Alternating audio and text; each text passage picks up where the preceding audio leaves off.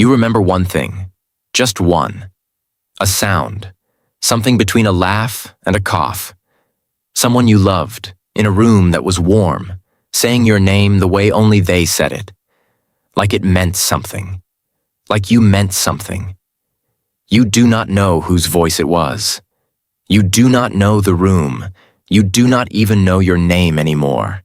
But the sound is still there, buried somewhere beneath the hydraulics and the binary and the cold white light. And sometimes, in the lowest hours of the night cycle, when the furnaces drop to a hum and the facility goes quiet, you almost hear it again. Almost. Then the shift begins, and you carry your 60 kilograms, and the sound disappears. This is what it means to be a servitor. You wake up on a cold slab. The room smells of promethium and antiseptic. No windows. The light is flat, pale white, and it does not change. You do not know what hour it is. You will not know for a long time. Time, in the early stages, is something that happens to other people. Your left arm ends at the elbow and begins again as a pneumatic clamp. Hydraulic sealed. 400 kilograms of pressure. You can feel it the way you feel a phantom limb. Present, but wrong. Your right eye is gone. In its place, an augmetic lens. 32 frames per second. Transmitting to a station you will never see. You are being watched. You are always being watched. A tech priest enters. He does not introduce himself. He does not look at your face. He reads from a data slate and gives you your designation. Not your name. Your designation.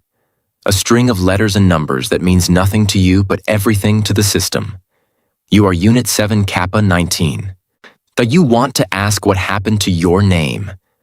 The question forms behind your sternum, rises through your throat, and stops. Not because you are afraid, because the part of you that knew how to ask has already been removed. You will not realize this until much later. By then, it will not matter. The first week is calibration, grip strength, pain threshold, response latency. How long it takes you to follow a command.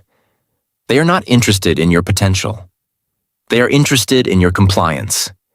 There is a difference, and you will learn it slowly, the way you learn all things here, through repetition and consequence. Your first assignment is the lower decks. You carry ore canisters, 60 kilograms each, intake bay to smelting floor, 240 meters, across a graded walkway that vibrates with the heat of the furnaces below. 47 degrees at floor level, 14 hours per shift, then the recharge alcove, then darkness. You do not dream. That has been adjusted. On the 9th day, something happens.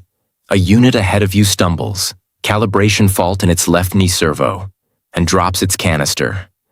The metal rings against the grating like a bell. Sharp, clean. The sound travels up through the facility, and for 3 seconds, every unit on the walkway stops. You stop too. And in those 3 seconds, something flickers. Not thought. More like the ghost of thought. A reflex toward the fallen unit. An impulse to reach down, to help, to say something. Your arm, the real one, rises 2 inches before the override kicks in and returns it to your side. The fallen unit retrieves its canister. The walkway resumes. No one files a report. You think about those 3 seconds for the rest of the shift. By the next cycle, you have stopped thinking about them. By the cycle after that, you do not remember them at all.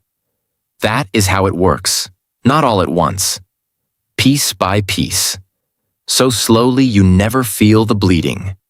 8 months in, reassigned. The lower decks are for new units. You are moved to the secondary processing wing.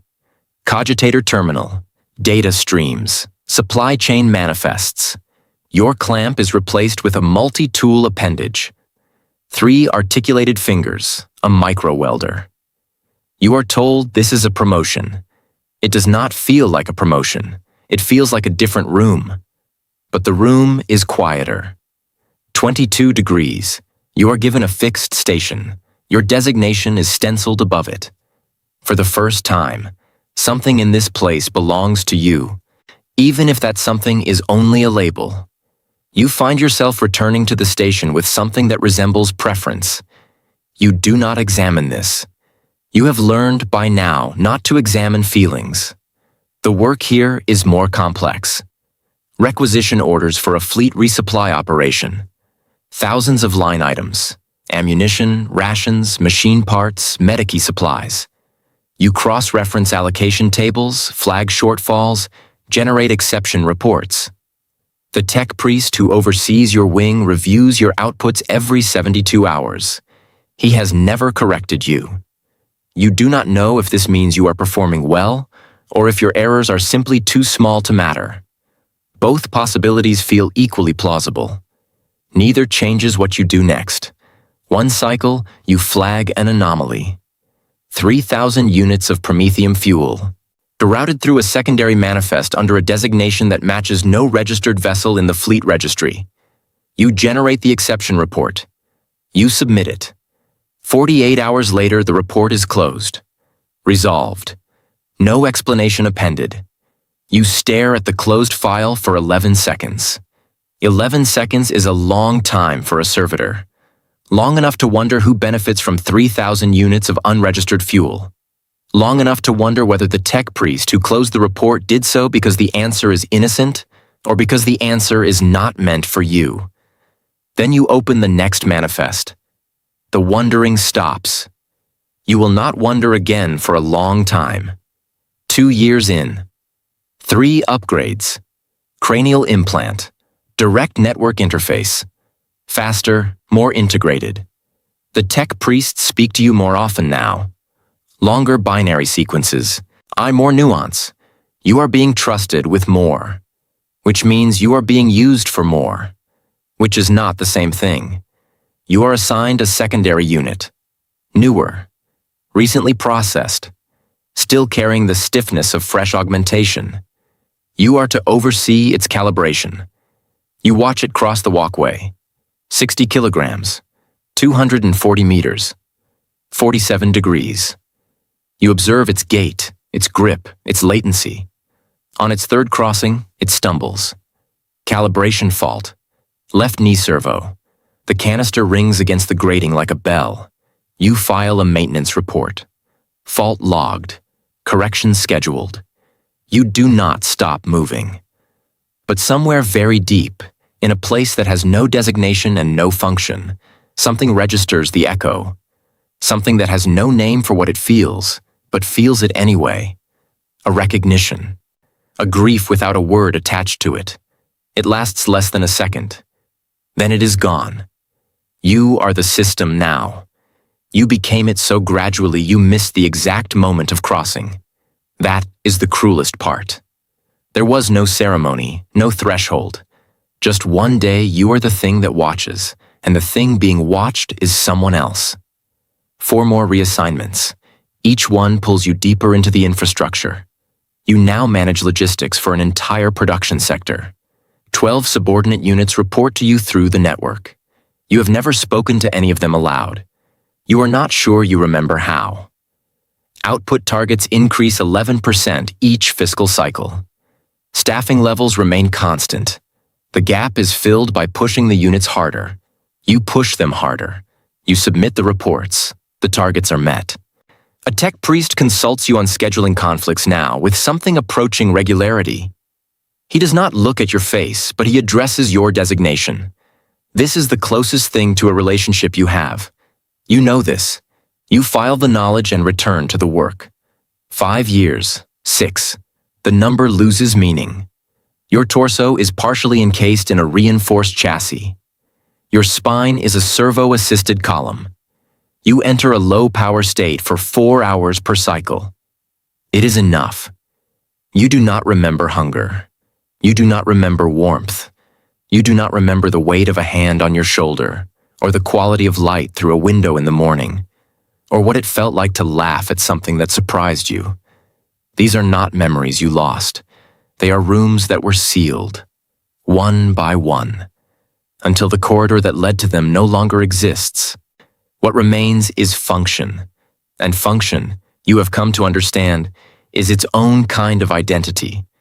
Not the one you were born with, the one built for you, piece by piece, upgrade by upgrade, until it fits so well you stopped feeling the edges. Until the question of who you were before stopped being a question at all. Almost. The realization does not arrive with noise. It arrives on an ordinary cycle, during a routine data audit, when you cross-reference a personnel manifest and find your original biological intake record. One line, a name, a date of processing, a prior designation, civilian, indentured labor, sentenced under Administratum Decree 774 for an infraction you no longer have the memory to reconstruct. You look at the name. It means nothing to you. It is a stranger's name. And yet the record says it is yours. And something happens then that has not happened in years. Your processing slows. Not a fault, not a calibration error, something older than the augmentations, something that was supposed to have been removed but wasn't. Not entirely. Not all the way down. You sit with the name for 43 seconds. In those 43 seconds, you hear it again. That sound. The one between a laugh and a cough. The warm room. The voice saying your name like it meant something. Faint. Fainter than before. But there. Then it is gone. You close the file. You return to the audit. That is the moment. Not the augmentation, not the years, not the erasure.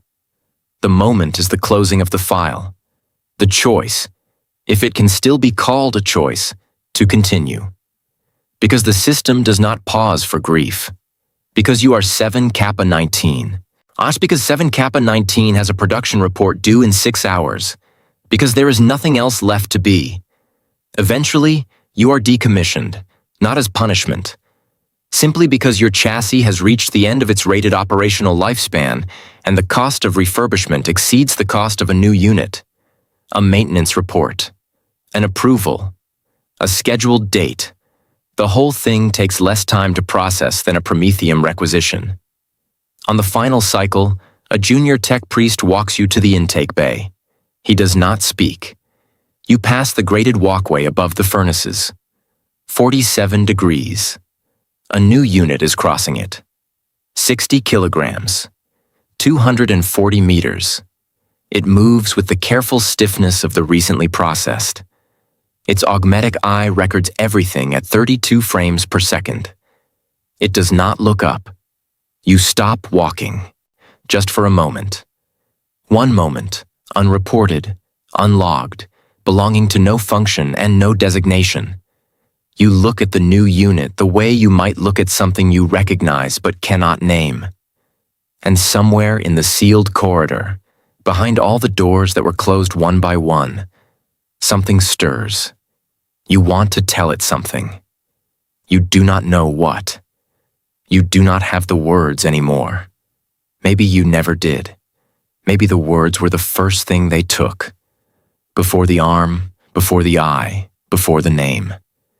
Maybe the only honest thing left is this: the stopping, the looking, the wanting to speak into a silence that has no use for speech. The tech priest does not slow down. You follow. You enter the intake bay. The door closes behind you. Somewhere in the facility, a designation is struck from the active roster. A station is reassigned.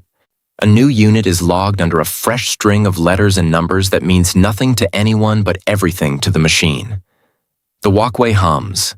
The furnaces breathe. The canisters move.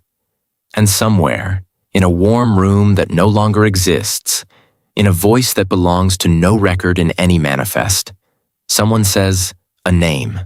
No one hears it. The work continues.